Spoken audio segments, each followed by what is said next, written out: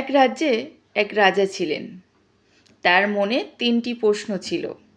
প্রথম প্রশ্ন, সৃষ্টিকর্তা কজন? আমরা তো সবাই সৃষ্টিকর্তাকে বিভিন্ন নামে ডাকি, তাহলে সৃষ্টিকর্তা কজন আছেন? তার দ্বিতীয় প্রশ্ন, তিনি কোথায় থাকেন? আমরা কিভাবে তার কাছে পৌঁছাবো?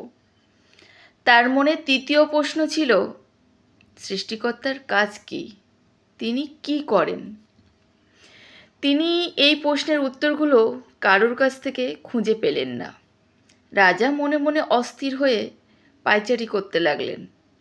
তারপরে তিনি তার ঘোড়া নিয়ে গ্রামের উদ্দেশ্যে রওনা দিলেন। গ্রামে যাওয়ার পথে এক সাধুর সঙ্গে দেখা হলো। তিনি ভাবলেন, এই সাধুই হয়তো তার প্রশ্নের উত্তরগুলো দিতে পারবেন। তিনি সাধুর সামনে ঘোড়া থামিয়ে সাধুকে বললেন, সাধু বাবা, আমার মনে ৩টি প্রশ্ন আছে। আপনার কাছে আমি সেই ৩টি প্রশ্নের উত্তর জানতে চাই, দয়া করে যদি বলেন। সাধু তখন বললেন, আপনি ঘোড়ায় দাঁড়িয়ে আমার সাথে কথা বলছেন? নেমে এসে বলুন। রাজা তখন সাধুর কথা শুনে ঘোড়া থেকে নিচে নেমে এসে সাধুকে প্রণাম করলেন। তিনি বললেন, আমার মনে ৩টি প্রশ্ন আছে সাধু বাবা, প্লিজ উত্তরগুলো একটু দেবেন। সাধু তখন বললেন, আমি অনেক দূর থেকে আসছি, আমি আজ বড়ই ক্লান্ত, আমার একটু বিশ্রামের প্রয়োজন, আপনি একটু আমার বিশ্রামের ব্যবস্থা করুন। রাজা সানন্দে তাকে তার রাজপ্রাসাদে নিয়ে গেলেন। সেখানে গিয়ে সাধুর সেবা করলেন, তার আশ্রয় দিলেন।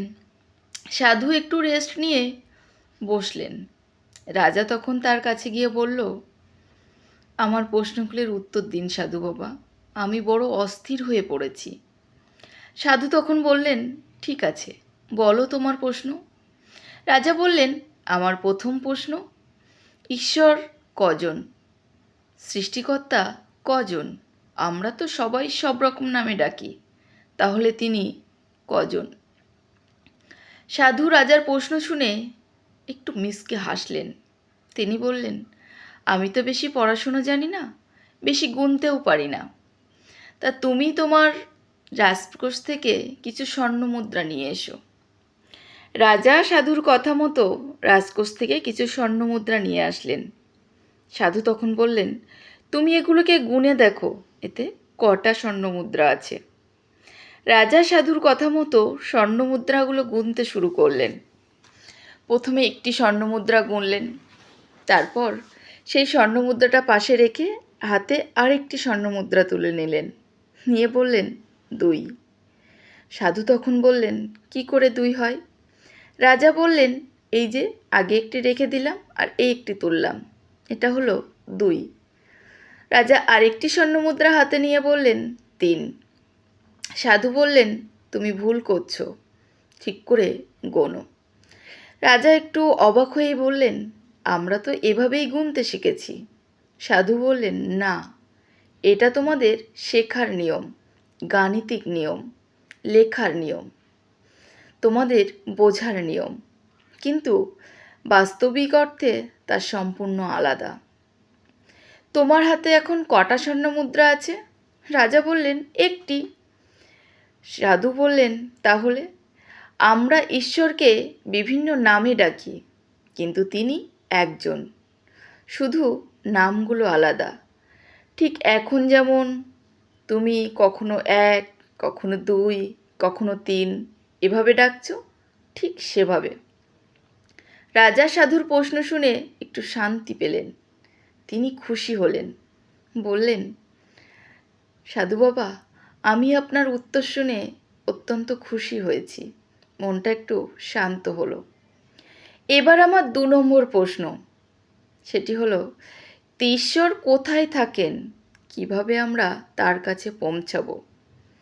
সাধু বললেন, আমার খুব তৃষ্ণা পেয়েছে, আমাকে একটু ১ গ্লাস দুধ দিতে পারেন? রাজামশাই সঙ্গে সঙ্গে সাধুর জন্য ১ গ্লাস দুধ নিয়ে আসলেন। সাধু তখন দুধটা হাতে নিয়ে গ্লাসের মধ্যে আঙুল দিয়ে ঘোলাতে লাগলেন। রাজা দেখে একটু অবাক হয়ে গেলেন, বললেন, সাধু বাবা, আপনি এটা কি করছেন? দুধটাকে ওভাবে আঙুল দিয়ে ঘুলাচ্ছেন কেন? সাধু তখন উত্তর দিল, আমি দুধের মধ্য থেকে ঘিটাকে বের করে নিচ্ছি, আমি একটু ঘি খেতে চাই। রাজা তখন হাসতে বলল, সাধু বাবা, আপনি কি বোকা? দুধের মধ্যে কি কোনো দিন ঘি থাকে? দুধ দিয়েই ঘি তৈরি হয়, কিন্তু তার তো অনেক রকম পদ্ধতি আছে। বিভিন্ন রকম পদ্ধতি অবলম্বন করে তারপরে তার থেকে ঘি পাওয়া যায়। দুধটাকে প্রথমে জ্বালাতে হবে, মাখন তৈরি করতে হবে, তারপর সেখান থেকে ঘি পাওয়া যায়। সাধু বাবা এবার দুধটা পাশে রেখে দিয়ে মুচকি হাসলেন। তিনি বললেন, দুধের মধ্যেই যেমন ঘি থাকে, দুধ থেকেই যেমন ঘি পাওয়া যায়, ঠিক তেমনি আমাদের প্রত্যেকটা মানুষের মধ্যে ঈশ্বরের বসবাস। শুধু সঠিক পদ্ধতি আর কর্মর ফল দ্বারা তার কাছে পৌঁছানো যায়। আমাদের প্রত্যেক মানুষের মধ্যেই আছে ঈশ্বর। তাকে শুধু খুঁজতে জানতে হয়, দেখতে হয়, বুঝতে হয় নিজের কর্মফল দিয়ে। রাজামশাই সাধুর উত্তর শুনে খুশি হলেন। তিনি বললেন, রাজামশাই, আমার তৃতীয় প্রশ্ন, ঈশ্বরের কাজ কি? তিনি কি করেন? এই প্রশ্ন শুনে সাধু বাবা কিছুক্ষণ চুপ করে রইলেন। তারপরে বললেন, আপনি তো বড়ই বেহায়া রাজামশাই। আপনি সিংহাসনে বসে আছেন আর আমাকে নিচে বসিয়ে রেখেছেন। সাধুর এই কথা শুনে রাজপরিষদের সবাই অবাক হয়ে গেলেন। তিনি বললেন, ঠিক আছে সাধু, আপনি তাহলে সিংহাসনে এসে বসুন, আমি নিচে বসছি। সিংহাসনে বসে সাধু বাবা চুপচাপ বসে আছেন। রাজামশাই একটু অবাক হয়ে সাধুর মুখের দিকে তাকিয়ে আছেন। ভাবছেন, এই মনে হয় তিনি উত্তরটা দেবেন। কিন্তু কিছুক্ষণ থাকার পর দেখলেন তিনি কোনো উত্তর দিচ্ছেন না।